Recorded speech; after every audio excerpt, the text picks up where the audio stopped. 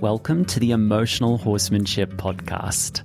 I am your host, Lockie Phillips, and I help deeply caring equestrians create emotionally balanced horses with science, empathy, and feel. This podcast is a safe place for anyone who desires a better future for horses and for the equestrian lifestyle. I hope that you will enjoy these solo and collaborative episodes where we enjoy a deep insight into our horses' worlds and ways in which we can make that better for them. If you love horses and are willing to do right by them, you're going to love this podcast. And I thank you for being here. One of the biggest issues I come up against time and time again with my clients and also in people for whom I have no business interacting with, meaning people who have friended me on Facebook, people who I follow. I see this consistent issue coming up again and again. By the way, I will mention that anyone can add me on Facebook if you meet a few prerequisites. If you're a horse person, anyone can add me. And almost 5,000 people there. If I scroll for a few minutes on Facebook, I'm able to take the temperature of the community that's interested in what I do and who I am. And one of the things that I've committed to doing is minding my own business. So unless someone comes to me and asks me for assistance, I don't go outside of myself to offer it unsolicited. Because I respect someone else's situation. I respect that there may be variables that they haven't alluded to. They may have support that they require, and or they might not be ready to receive the support they require. So I make myself open and as available as I can, but I also believe in minding my own business and respecting other people's process and their journeys. But this is one of the biggest issues I come across, and it's people's, in my opinion, slightly crappy relationship with physical exercise. So a lot of people have horses who have stopped moving. I actually wrote a post about this not so long ago, and it seemed to resonate with a lot of folks. And that's what's inspired this conversation here, or this chat with you here, is about horses who have stopped moving. There are many different reasons why a horse can stop moving or fall out of love with movement or not be moving easily. And I think it's really important that we figure out what this means, how to navigate it, and what to do about it. As it stands, mainstream horse training is predominantly focused on physical outcomes of the horse. So, making the horse move and doing things with them in movement.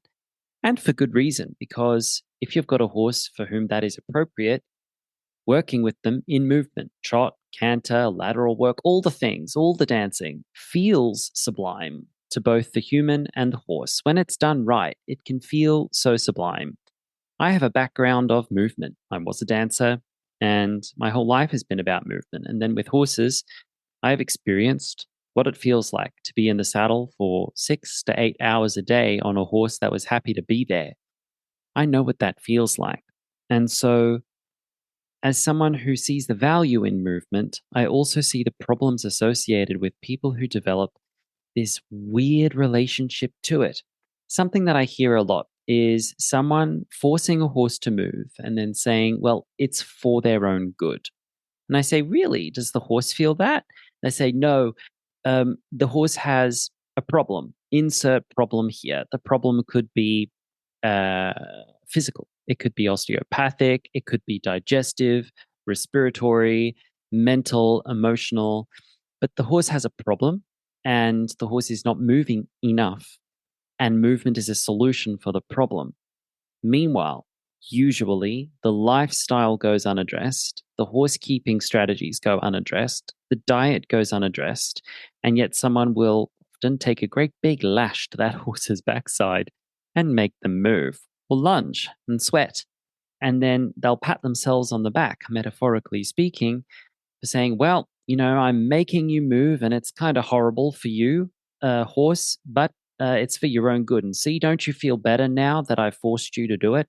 Don't you feel good?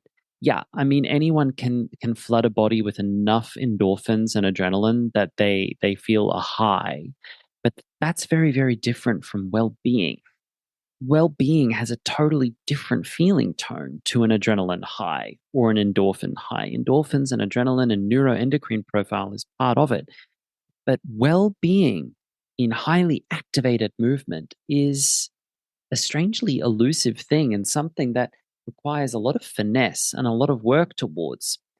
I put it to us, deeply caring horse people, that it is our responsibility to ensure that before we take a lunging whip to our horses, before we make the horses sweat for their own good, that it is our responsibility to make sure that the horse's lifestyle and environment meets all of their basic needs. Imagine a horse who has a diet and lifestyle arrangement that maintains all of their physical baseline health, mental, physical, and spiritual requirements, that their body weight is maintained, their joint health is maintained, a modicum of natural low level cardiovascular health is maintained, their mental soundness is maintained, their emotional, social soundness is maintained through lifestyle, diet, and management, through horse husbandry, horse keeping. Those things are here that if you set them up correctly, the horse doesn't have to trot and canter for hours every week just to stay alive anymore. Now, I understand that that's going to be a hot button topic for a lot of us and a very activated conversation because not all of us are so lucky to have control over our horses' lifestyles.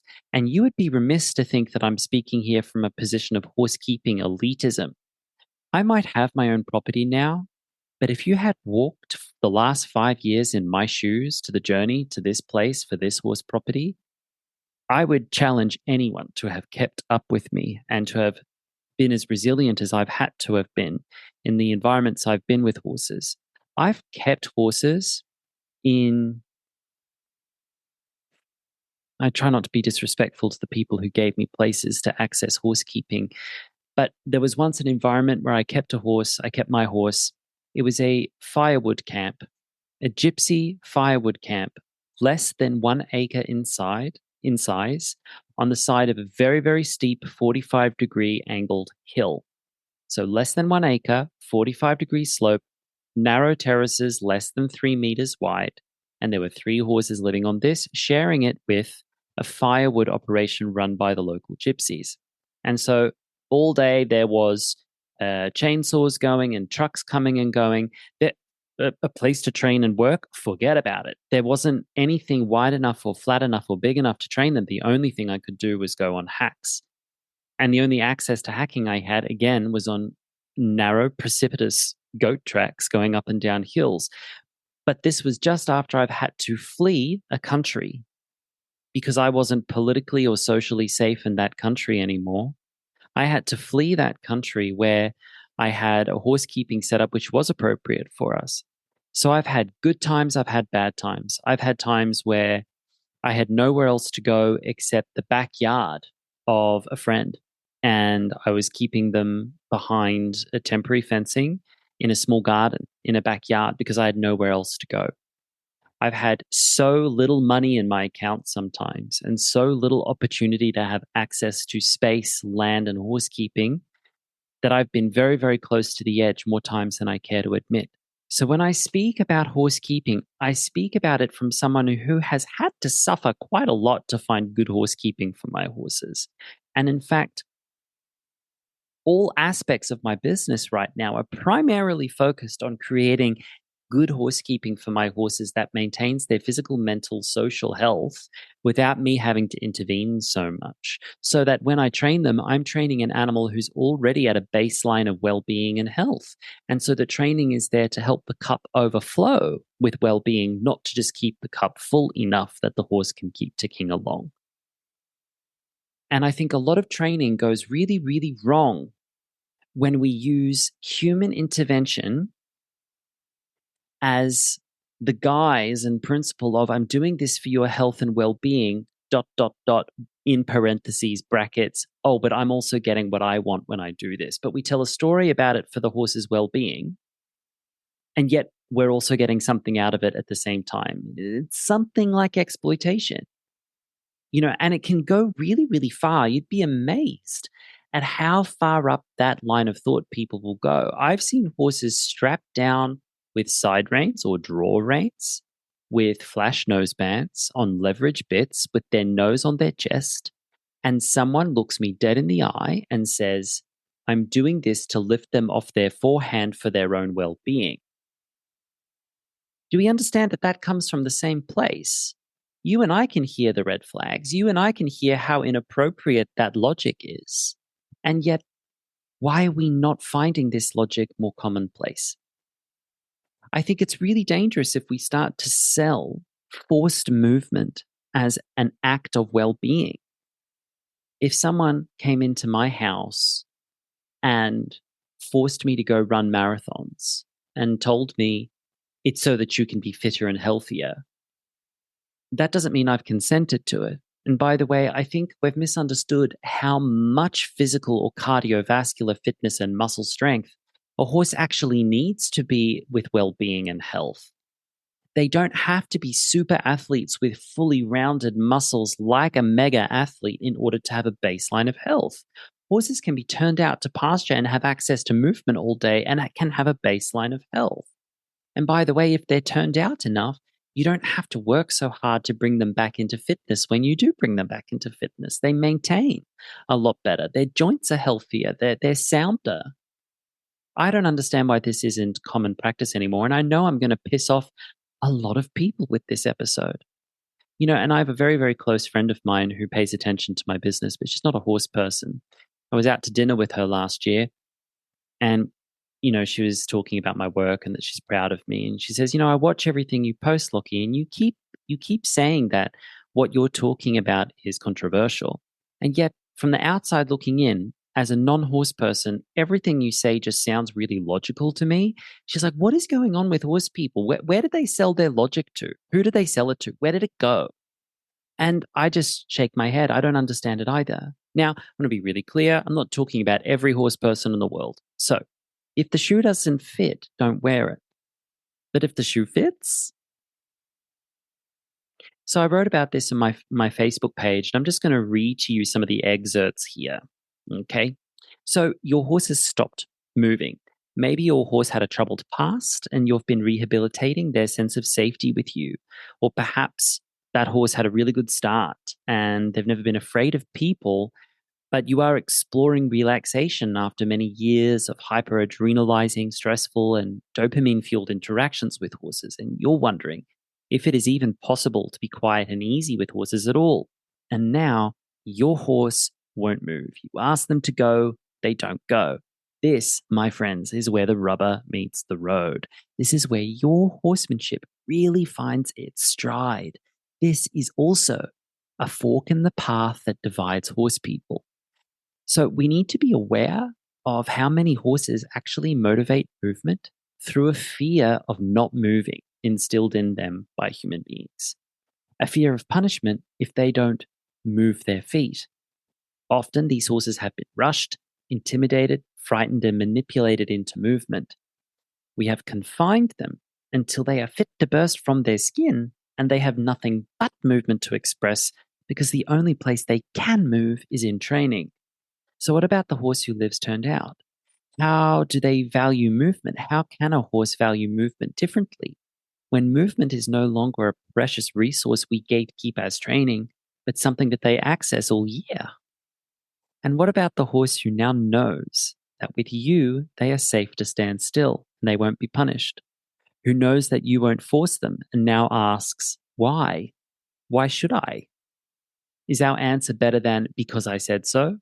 How many of us were raised with that principle? Because I said so. Mom, Dad, why is it X, Y, Z? Because I said so. Why should I? Because I said so. Are we putting this onto our horses? I mean, even with our human prefrontal cortex, where we can abstractly understand, well, the adult is an authority figure and we need to adhere to that.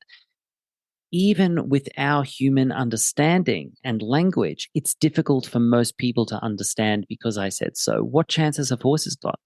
If we speak about anthropomorphism, I can't understand anything more anthropomorphic than because I said so or because it's good for you. Well, does the horse agree with that? What if we had another option? What if the other option was Horse, let's move together because it feels great to move together. Now, that sounds really idealistic, and it's not going to be immediately felt by many horses because many horses don't have a track record of feeling great in movement with people. So, how can they take you up on something that they have a track record of feeling shitty in? Well, something about trust, right? So, you've got to build that trust. And I circle back to the beginning again that it starts with relationship. Most horses will reject the offering to move together if they have a history of moving with people that felt kind of crappy. And then once they start moving, once they give you a try, once they try to move with you, once they say, okay, I will try moving for you because I wouldn't do it for someone else, but I'll try it for you. When they start moving, their saddle shouldn't hurt. Their feet shouldn't hurt. Their body should be ready for what you ask. Their bodies should be balanced. Our bodies should be balanced. Our seat should be harmonious. And more importantly, our activities with them should be fair and interesting and fun. And here comes the exceedingly long horsemanship checklist that we have to make sure is in place so that movement is something the horse values.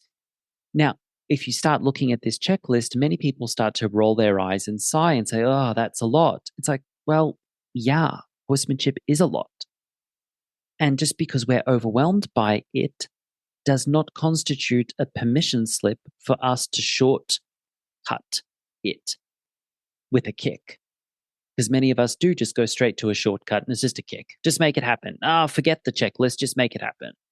Go on with it, right? So this is when we see the truth. So many horses stop moving with us for so many reasons. And I'm just going to go ahead and list some of the reasons that I've discovered in my work and my research so far for why horses stop moving. Firstly, movement in the past for that horse was motivated by fear and intimidation. So, if you remove the fear and intimidation, you also remove the motivation and reason and context for them to move. You see, if movement was connected to fear and intimidation, when you remove the fear and intimidation, you also remove the movement. And now the horse is essentially untrained in how to move with us because they never learned a better reason to move beyond being forced somehow by us. Number two, the horse might not be ready. They are tired. Years, sometimes decades, of locking into multiple human nervous systems that signaled to the horse, give me more, and then give me even more. Greedy, never enough action addicts who never let the horse rest. Now they find themselves with you, and now they are safe. The action addict is gone. And now the horse says, if you're actually asking me what I need rest. These horses have been running on fumes for years or decades even. They are spent. They might even have very little to offer us now because what they had has been used up. I am of the opinion that horses' energy and our energies are finite resources. If you use them up too early, you'll be spent too early. So it behooves us, pun intended, to redefine a horse's horsemanship in ways where their nervous system can find new parameters for generosity. A gentle walk around the block might be sufficient for such a horse now. Adequate turnout, which in my opinion should be full-time turnout, might be enough for them now. Are we brave enough to release our ambition from such horses, these horses who've been chewed up and spat out, and release our belief that we know better and can and should fix them? Some horses are just done with all of that. And these horses are not done with us entirely because they've moved on to higher lessons for humanity. And sometimes those lessons are something about our entitlement, something about our desire to fix everything so that we can get what we want. Maybe horses are here to lead us to a few lessons about that. Okay, number 3, these horses might have an undeveloped concentration profile. It's that whole getting distracted by a squirrel concept, right?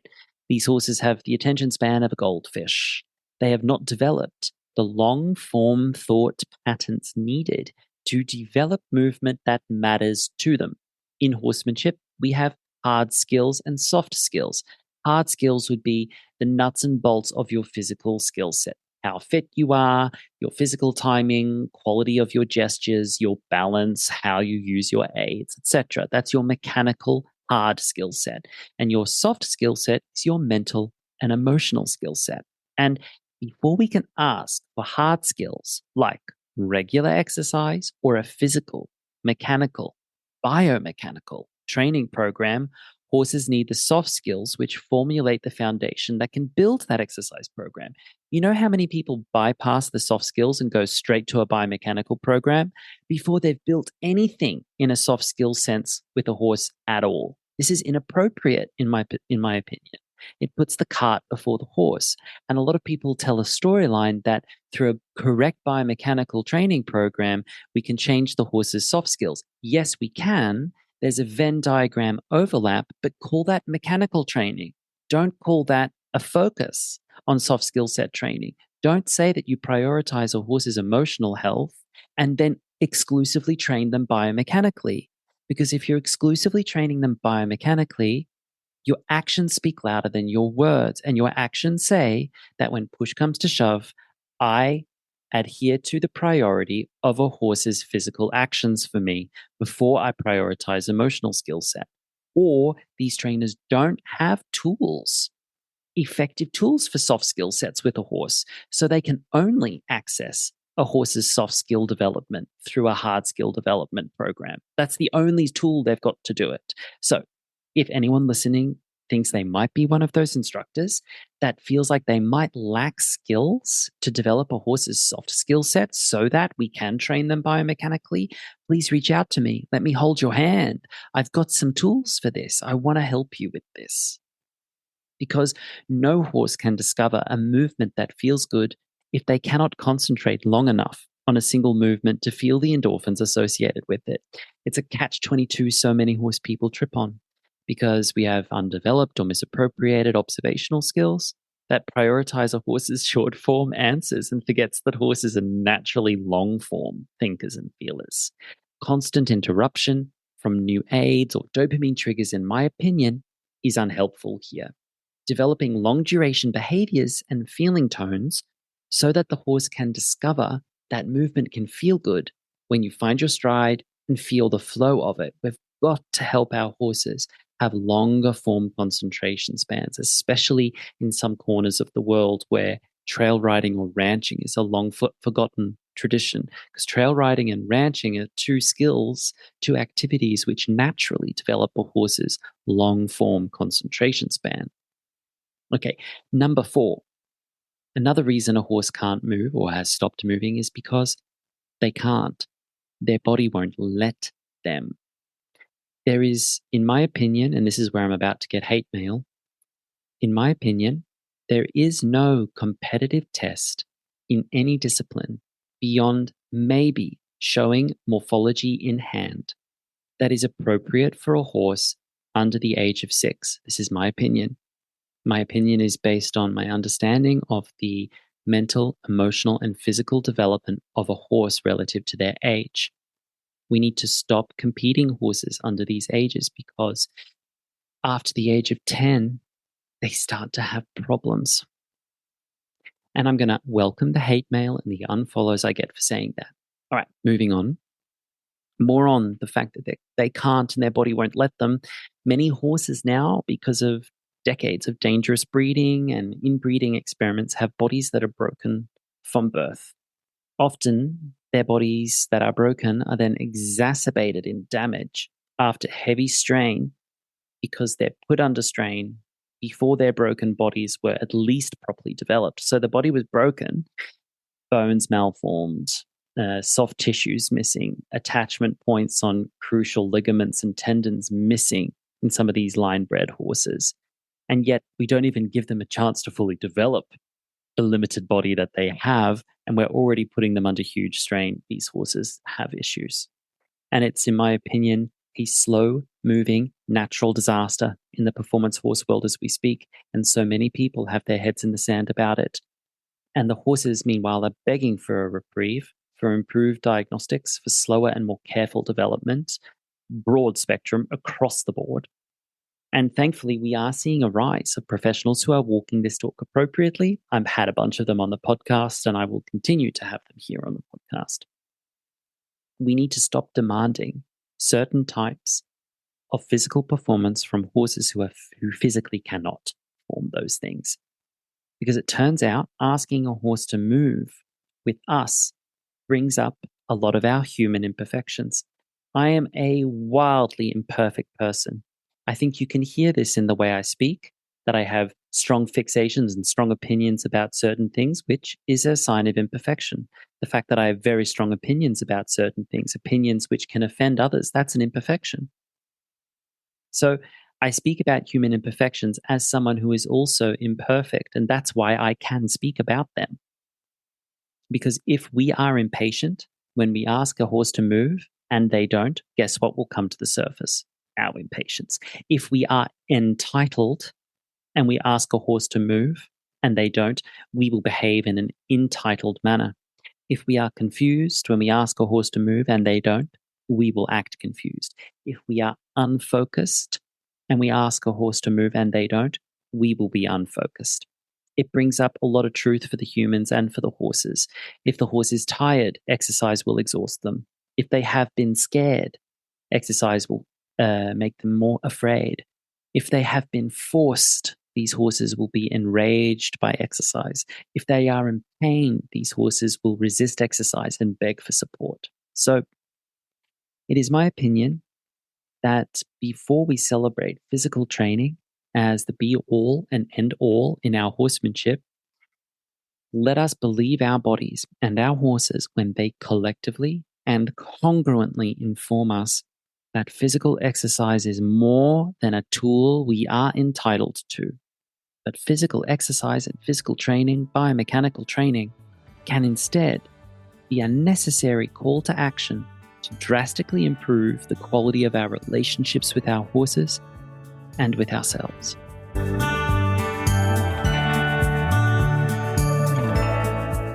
You've been listening to the Emotional Horsemanship Podcast. I'm your host, Lockie Phillips, and that was a solo episode number 2, a blog or essay style post, shorter in length but jam-packed in information. If you'd like to learn more about emotional horsemanship, please visit emotionalhorsemanship.com. I thank you for listening, and I hope to see you here next time. Take care of yourselves.